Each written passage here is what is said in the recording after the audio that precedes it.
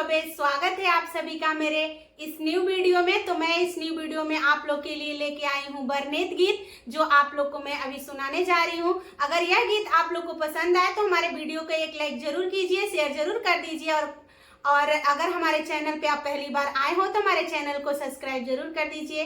तो चलिए मैं गीत को सुनाती हूँ।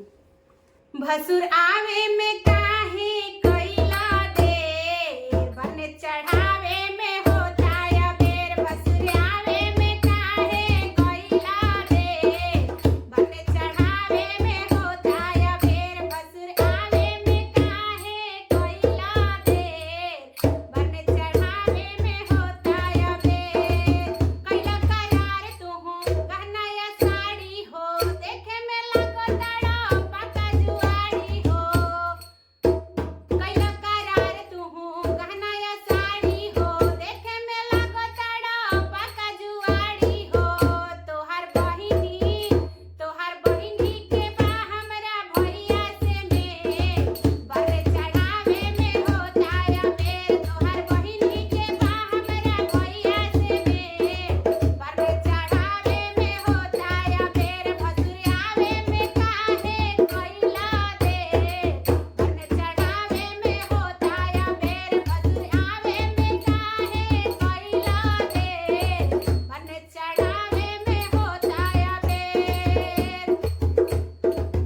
अपना बहिनिया के लिख तू साटा हो, काहे के भेजो ताड़ा रजिया टाटा हो। अपना बहिनिया के लिख तू साटा हो, काहे के भेजो ताड़ा रजिया टाटा हो। तोहार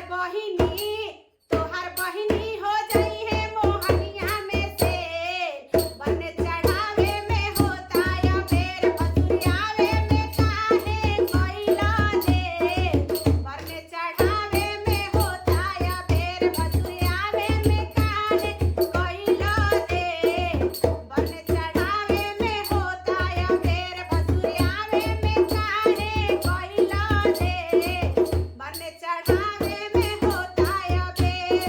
ना लैला गहना तू, ना लैला हार हो, ना लैला गहना तू, ना लैला हार हो। ना लैला चैन तू, ना लैला हार हो, ना लैला चैन तू, ना लैला हार हो। काहे के कैला तू अतना करार हो, काहे के कैला तू अतना करार हो। भसुर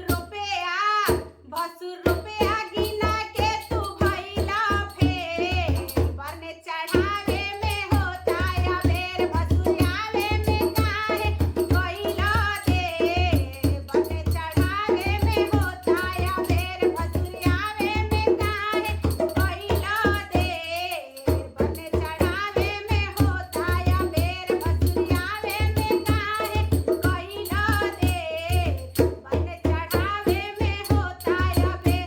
कैला करार तुहु गहना या साड़ी हो, देखे में लागो ताड़ो पाका जुआरी हो।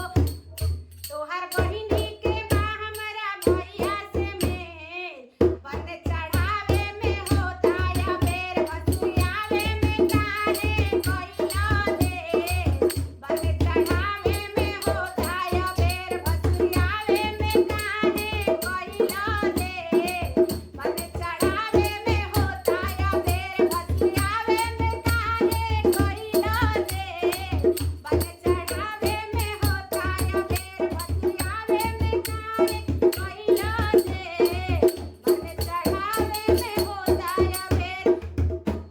अगर यह गीत आप लोग को पसंद आए तो हमारे वीडियो को एक लाइक जरूर कीजिए और आज का प्रयास हमारा कैसा रहा तो आप लोग कमेंट करके कमेंट सेक्शन में जरूर बताइए। Thanks for watching my video. मिलते हैं नेक्स्ट वीडियो में। Bye by.